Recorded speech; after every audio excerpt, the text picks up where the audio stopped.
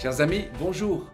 Nous avons parlé de Jésus comme médiateur entre Dieu et nous, mais nous ne devons pas occulter sa place comme Seigneur de gloire.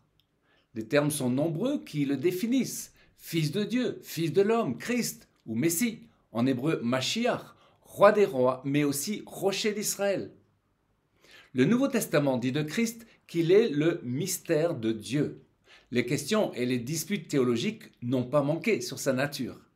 Jésus est-il simplement homme, un grand homme, ou fils de Dieu, ou Dieu? Il importe d'essayer de percer le mystère divin d'un Dieu triunitaire, 3 fois saint, Père, Fils et Saint-Esprit.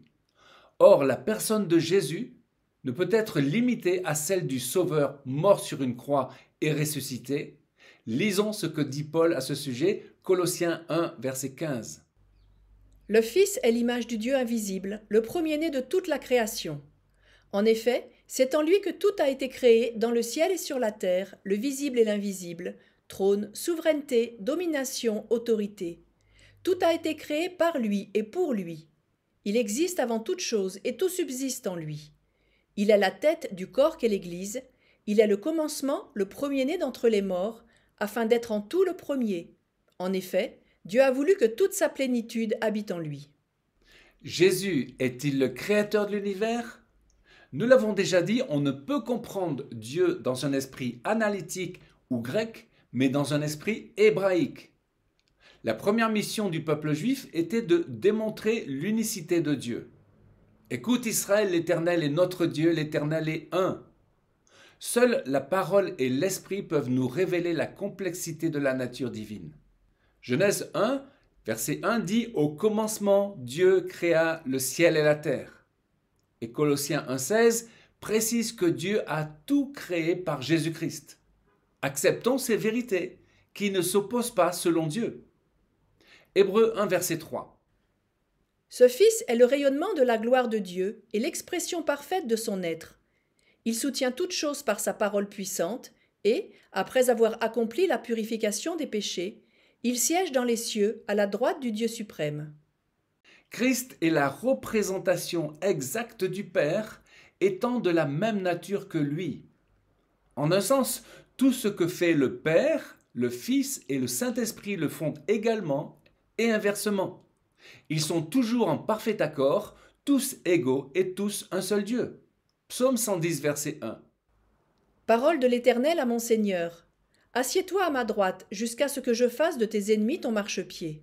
L'Éternel étendra de Sion le sceptre de ta puissance. Nous voyons là distinctement deux personnes, le Seigneur étant soumis au Dieu suprême. Voyons un autre passage dans le livre de Proverbes qui dépeint le Seigneur de manière poétique, le décrivant comme étant la sagesse de Dieu. Proverbes 8, 22 et 30. L'Éternel m'a acquise au commencement de ses voies, avant ses œuvres les plus anciennes. J'ai été établi depuis l'éternité, dès le commencement, avant l'origine de la terre. J'étais à l'œuvre auprès de lui, et je faisais tous les jours ses délices, jouant sans cesse en sa présence, jouant sur le globe de sa terre, et trouvant mon bonheur parmi les fils de l'homme. On a là dans ce dernier verset l'image d'un fils jouant avec la planète Terre créée par son Père.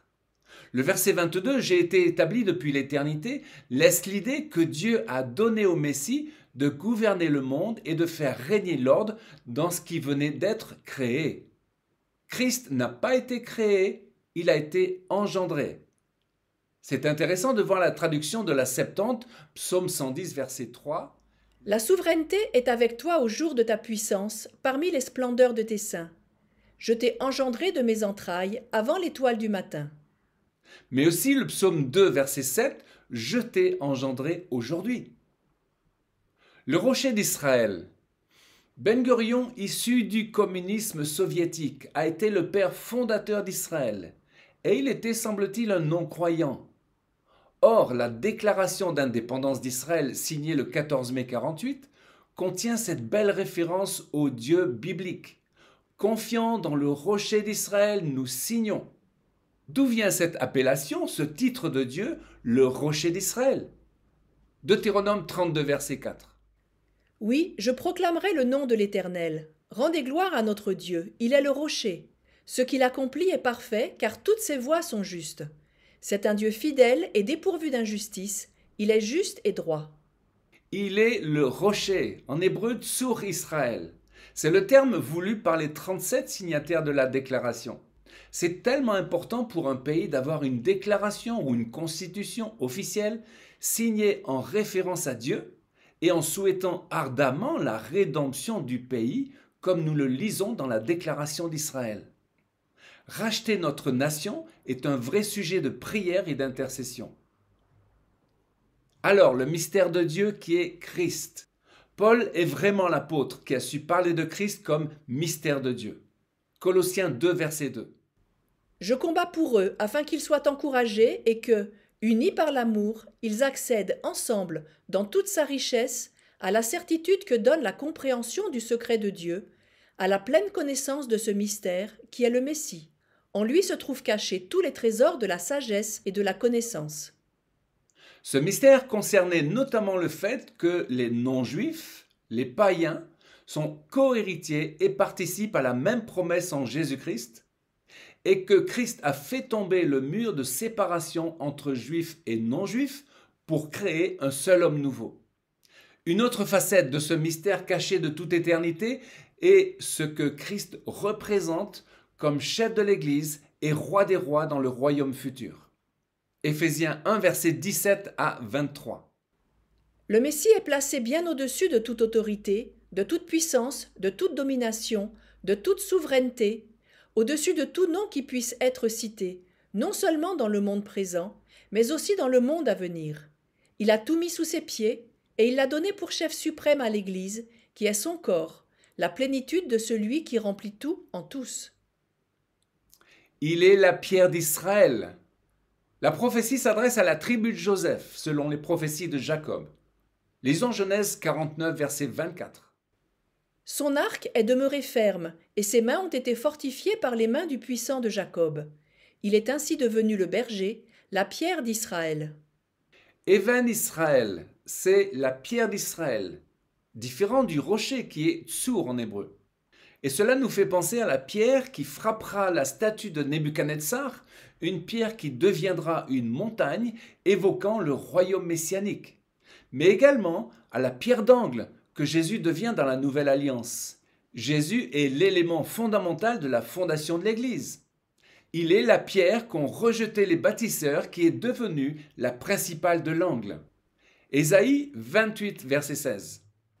C'est pourquoi, ainsi parle le Seigneur l'Éternel. Je vais placer en Sion une pierre servant de fondation, une pierre éprouvée, une pierre angulaire d'une grande valeur, servant de fondement solide. Notons que dans le mot Even, la pierre, il y a l'association du Père, Av, et du Fils, Ben. C'est un extraordinaire jeu de mots hébraïque. Le Fils ne fait rien sans l'accord du Père, et c'est le Père qui donne au Fils toute domination et tout pouvoir. Dans la déclaration de Jésus à Pierre, il y a aussi un jeu de mots. Tu es Pierre, en grec Pétros, et sur cette pierre, Pétra, je bâtirai mon église. Mais Pétros est une petite pierre, un caillou, tandis que Pétra est un gros rocher. Si l'église de Christ était réellement fondée sur l'apôtre Pierre, elle serait un édifice bien instable. Pierre était un meneur d'hommes, mais faillible. Il n'était pas le rocher, ni le chef de l'église. Christ seul est le rocher. Chers amis, soyons nous-mêmes des pierres vivantes, à l'image de Christ, et que le Seigneur soit notre rocher, un refuge en qui nous nous confions. Christ est le mystère de Dieu, mais c'est son plaisir de se révéler à ceux et celles qui le connaissent. Chers amis, à une prochaine fois pour une nouvelle vidéo en direct de Jérusalem.